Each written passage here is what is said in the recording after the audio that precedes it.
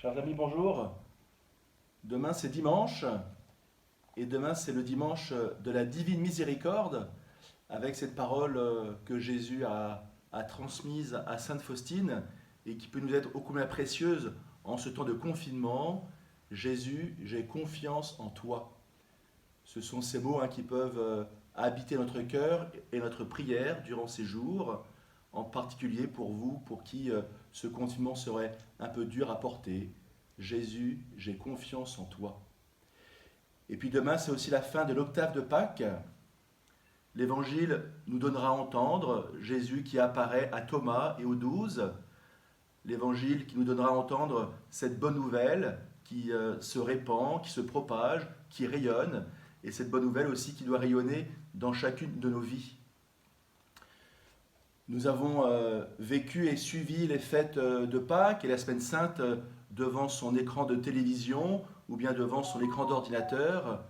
Et je vous invite, durant ce temps pascal, à faire l'expérience de liturgie domestique, comme certains les appellent, c'est-à-dire des liturgies que nous faisons chez soi, à la maison.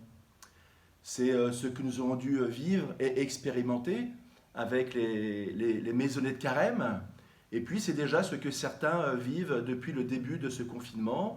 Et puis vous verrez, on vous enverra par mail des témoignages des uns et des autres qui expliquent comment ils vivent cela et qui expliquent tout le bien qu'ils en tirent. Alors c'est à cela que je vous invite en ce dimanche et pour ce temps pascal à vivre ces petites liturgies à la maison, ces liturgies domestiques. Il existe quantité de manières de les vivre, et la plus simple peut-être est tout simplement d'ouvrir sa Bible, de prendre l'évangile du jour ou bien l'évangile du dimanche, et puis de lire cet évangile une fois, deux fois, et puis de chercher à tirer toute la sève de cet évangile qui nous est offert. Et puis en lisant cet évangile, je vous invite à vous poser deux questions.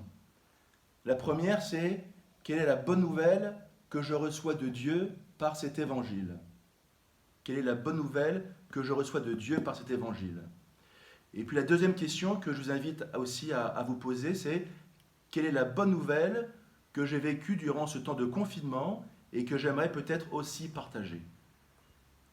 Ce qui est important de se dire, c'est que ces choses doivent d'abord se faire tout simplement, le plus simplement possible. Ça peut être simplement dans son foyer, avec son conjoint ou ses enfants.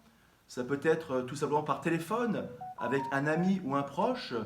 Et puis ça peut être aussi, bien sûr, en utilisant les outils que nous offrent les réseaux sociaux.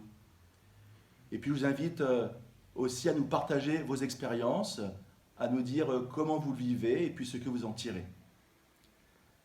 Alors, chers amis, avec le Père Benoît, de dimanche en dimanche, nous vous rappelons combien nous prions pour vous, à l'Eucharistie en particulier. Ce dimanche n'y fera pas exception. Soyez assurés de notre proximité, notre prière. Avec le Père Jean Benoît, je vous bénis, bien tous, chacun et chacune, vos familles. Et puis, comme j'aime vous le dire, prenez soin des autres.